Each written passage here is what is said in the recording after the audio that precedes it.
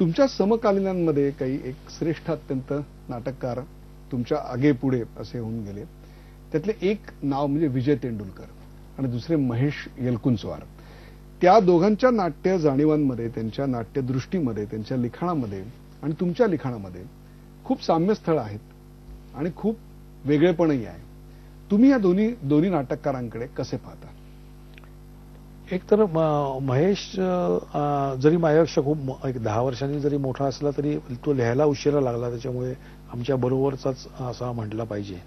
पण तेंडुलकर ह्यांची संबंध माझा पहिल्यापासून आला योगायोगानं असा आला की पीडीएत असताना घाशीराम कोतवालच्या अगोदर जब्बार पटेलनी त्यांचं अशी पाखरेती नावाचं नाटक अतिशय सुंदर. त्याच्यात एक राष्ट्रीय स्वयंसेवक संघाचं पात्र होतं, नाटक बंडा.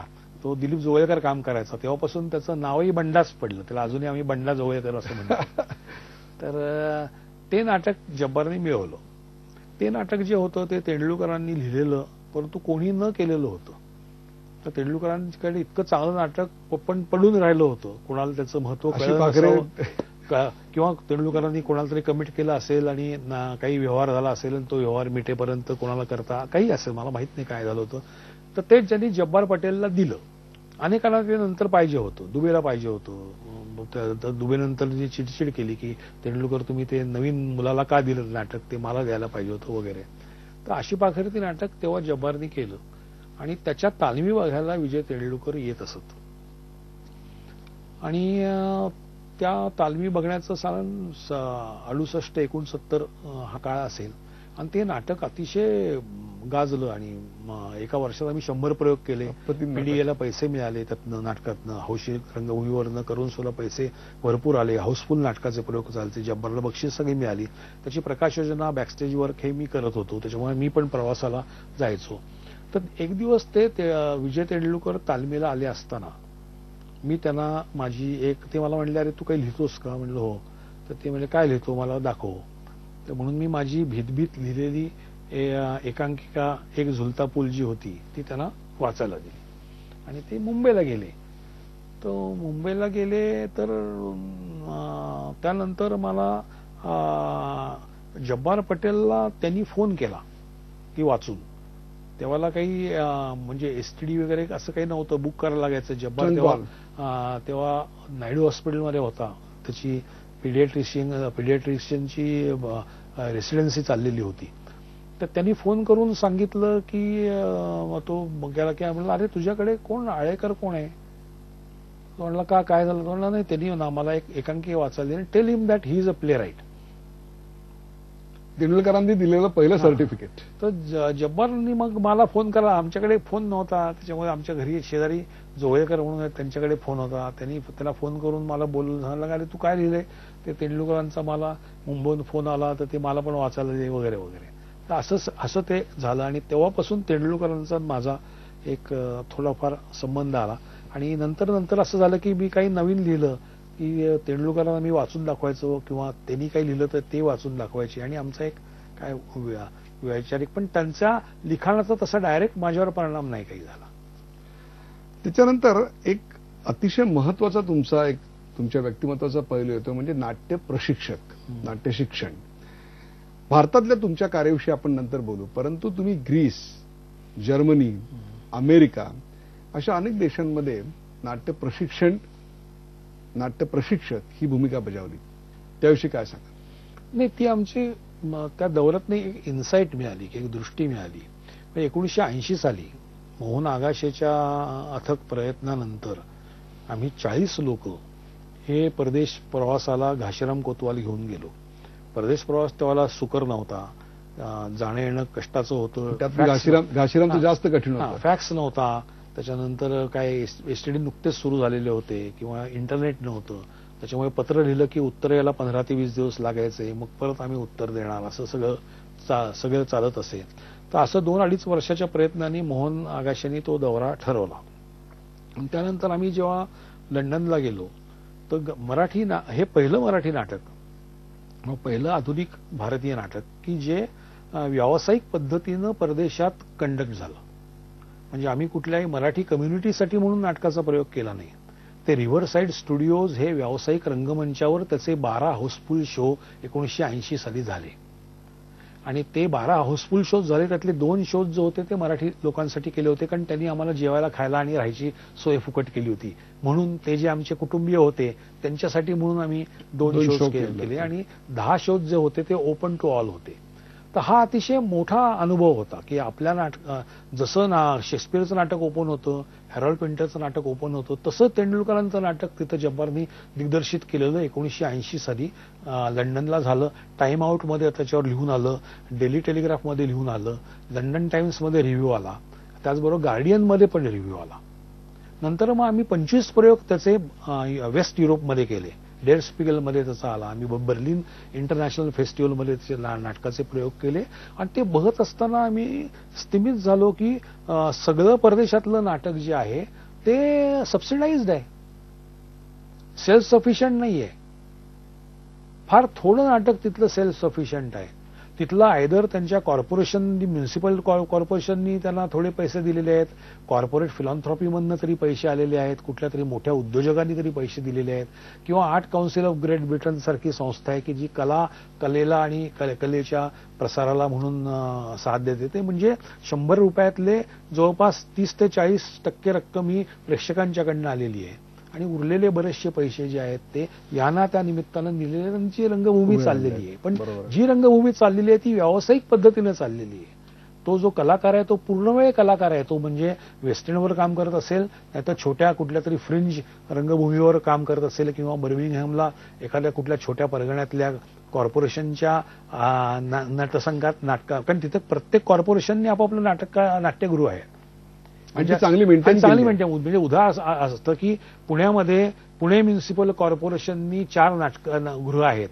त्या 4 नाट्यगृहात प्रत्येकी जर 30-40 कलाकार पगारी लावले आणि त्यांना दर 5 नाटकं व्यावसायिक पद्धतीने मंचित केली आणि चालवली तर कसं दृश्य दिसेल. तशा पद्धतीनं तिकडची रंगभूमी. तुम्हाला असं वाटतं की अलीकडच्या काळामध्ये मराठी रंगभूमीची अवस्था बघता अशा प्रकारचा प्रयोग सरकारने करायला हरकत नाही? कारण मी अनेक वेळेला सूचना करतो, आमचं कोणी ऐकत नाही.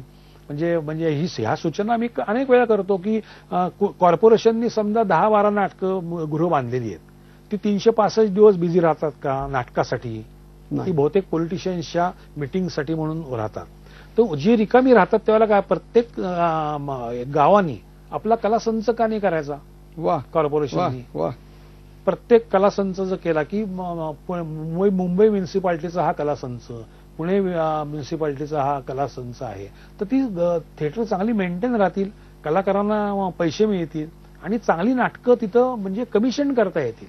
सतीश शाळेकर ही सूचना अत्यंत इतकी महत्वाची आहे. प्रेक्षक अशा करता सांगतो की एखाद्या गावची श्रीमंती म्हणजे त्या गावातले मॉल, त्या गावातले रस्ते किंवा त्या गावातल्या इमारती नव्हेत, तर त्या गावानं आपली संस्कृती आणि कला किती जपली, त्याला प्रतिष्ठा किती दिली, याच्यावर त्या गावचं सांस्कृतिक मोठेपण ठरत असतं. आणि ते सांस्कृतिक मोठेपण जपण्याकरता काय करावं लागेल याचं अत्यंत नेमकेपणानं आता मार्गदर्शन इथे केलंय. कारण मी म्हणतो रिजनल रिपर्टरी कन्सेप्ट हा फार जुना आहे की प्रत्येक रिजनची आपली एक व्यावसायिक नटसंघ असला पाहिजे आणि तो आम्ही सपोर्ट केलो. पूर्वी काय करायचं की कुठला तरी बडोद्याचे महाराज बालगंधर्व कंपनीला बोलवायचेच की, आणि त्या कंपनीचा सगळा खर्च ते महाराज करायचे आणि त्याच्या बदल्यात 4 दिवस 8 दिवस नाटकं राजाश्रयाखाली चालायची. तर आता ही लोकाश्रयासाठी ज्या या इतक्या मोठ्या इमारती बांधलेल्या आहेत, त्या इमारती त्या ताकदीनं जर चालवायच्या असतील, त्याला खऱ्या अर्थानं जर नाटकगृह जर करायचं असेल, तर मला असं वाटतं या म्युन्सिपाल्टीजनी सगळ्या प्रत्येक जिल्ह्यामध्ये हे असं एक रिजनल रिपर्टरी जर एस्टॅब्लिश केली तर फार मोठं सहकार्य मिळेल कलाकारांना. त्याच्यानंतर तुम्ही पुण्याच्या ललित कला केंद्राचे संचालक बनलात. त्याच काळात तुम्ही तशा अर्थानं लिहिलेलं एक शेवटचं नाटकही आलेलं होतं. त्या नाटकाविषयी मी नंतर बोलणार आहे. परंतु परदेशामध्ये केलेलं नाट्य प्रशिक्षण आणि इथं तुम्ही करत असलेलं नाट्य प्रशिक्षण, एक प्रकारे आश्चर्य आम्हाला असं वाटलं की एक प्रचंड क्रियाशील ऊर्जा असला नाटककार अशा प्रकारच्या ऍडमिनिस्ट्रेटिव्ह पोस्टमध्ये कुठेतरी कोंडल्यासारखं नाही वाटलं? नाही, मला तसं वाटत नाही. कारण असं आहे की नाटक म्हटलं की नाटक हा समूहाचा भाग आहे. ही कला ही समूहाची आहे. कथा एकट्याची असते, कादंबरी एकट्याची असते, कविता एकट्याचीच असते, पण नाटक हे नेहमी समूहाचं असतं. आणि ज्या ज्या वेळेला नाटक लिहिलं जातं तेव्हा व्यवसाय सुरू होतोच, एक धंदा सुरू होतोच. ज्या वेळेला नाटककार एक नाटक लिहितो त्यावेळेला इमिजिएटली कुठला ना कुठला तरी धंदा सुरू होतो, कारण त्याच्याशिवाय करताच येत नाही. कोणाला तरी जमवावं लागतं, लोक आणावे लागतात, नाटक भाड्याने प्रयोग व्हावा लागतो, प्रयोग व्हावा लागतो, 4 लोक यायला लागतात, त्यांनी तिकीट काढावं लागतं, म्हणजे व्यवसाय सुरूच होतो. त्याच्यामुळे तो व्यवसाय जो आहे तो नेकीने करायला पाहिजे. तुम्हाला पाहिजे तशी जर नाटकं करायची असतील की ज्या ठिकाणी कुठलीही गव्हर्नमेंटची मदत नाहीये, कुठल्याही शासनाची मदत नाहीये, तुम्हाला तुमच्या जोगती नाटकं करायची असतील तर तुम्ही तुमचा प्लॅटफॉर्म हा सांभाळला पाहिजे. आणि एक्झॅक्टली आम्ही ते करत होतो. आम्ही आमचं व्यासपीठ जे आहे थिएटर अकॅडमी ते आमच्या पद्धतीने सांभाळत होतो की घाशीराम कोतवालचे 2 प्रयोग लावायचे, हाऊसफुलमधनं पैसे आणायचे, मग महानिर्वाण किंवा मिकेल मेमसाहेब यासारखं नाटक करायचे, त्यात थोडेसे पैसे घालवायचे, मग 3 पैशाचं तमाशा हे नाटक करायचं, त्यातनं पैसे मिळवायचे आणि इतर गोष्टी त्यातनं करायच्या. म्हणजे घाशीराम कोतवाल ही आम्हाला मिळालेली एक सबसिडी होती त्या काळात. आणि त्या सबसिडीतनं एक प्रकारे त्या काळातली रंगकर्मींची चळवळ उभी राहिली. परंतु पुणे विद्यापीठाच्या अंतर्गत किंवा कुठल्याही विद्यापीठाच्या अंतर्गत, सरकारच्या अंतर्गत एक प्रकारची लाल फीत असते, एक प्रकारचं दिरंगाई असते. तुमच्यासारख्या अत्यंत वक्तशीर अशा प्रकारच्या रंगकर्मीला त्या लाल फितीला कसं तोंड देता आलं? नाही, लाल फितीचा बाऊ आपण कसा करायचा, तुम्हाला काय करायचंय ते जर ठाम माहीत असेल आणि तुम्हाला जे काय करायचंय त्याच्यावर तुमचा विश्वास असेल तर मला वाटलं कुठली शक्तीमध्ये येते असं मला वाटत नाही. ज्या पद्धतीची साधन सुविधा किंवा इन्फ्रास्ट्रक्चर पाहिजे असं म्हटलं जातं ते मिळतंच अशातला भाग नाही. तरी पण तुमचे एफर्ट कमी होता कामा नाही, तुमची दृष्टी तशीच चालू राहिली पाहिजे. आता ललित कला केंद्रामध्ये मी जवळपास 12-13 वर्ष पूर्ण वेळ होतो आणि आताही सेवानिवृत्तीनंतर कुलगुरूंनी मला परत तिथे डिस्टिंग्विश प्रोफेसर म्हणून काम करा असा आम्हाला आदेश नुकताच प्राप्त झालेला आहे. त्याच्यामुळे मी आता परत ललित कला केंद्रामध्ये नियमित जाईन.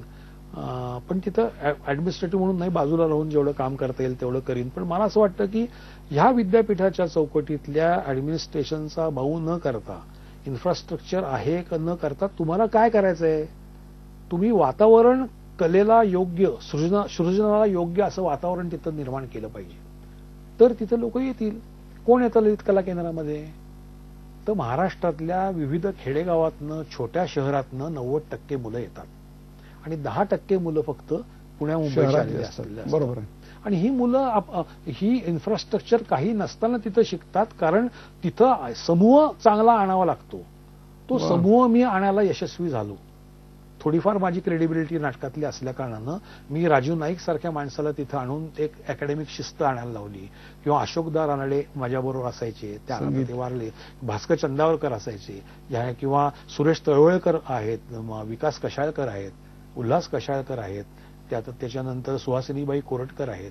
यांनी सगळं संगीत, आणि शुभांगी बहुलीकर या माझ्या ज्या सहकारी तिथल्या होत्या, त्या आधी तिथं बऱ्याच वर्ष काम करत होत्या, त्या सोय फुकट केली होती म्हणून केले होते, कारण त्यांनी आम्हाला जेवायला खायला आणि राहायचे. 2 शोज जो होते ते मराठी लोकांसाठी, आणि ते 12 हाऊसफुल शोज झाले तर 1980 साली झाले. तर त्याचे 12 हाऊसफुल शो एक बनलात. त्याच काळात तुम्ही तशाचे संचालक. त्यानंतर तुम्ही पुण्याच्या ललित कला केंद्रात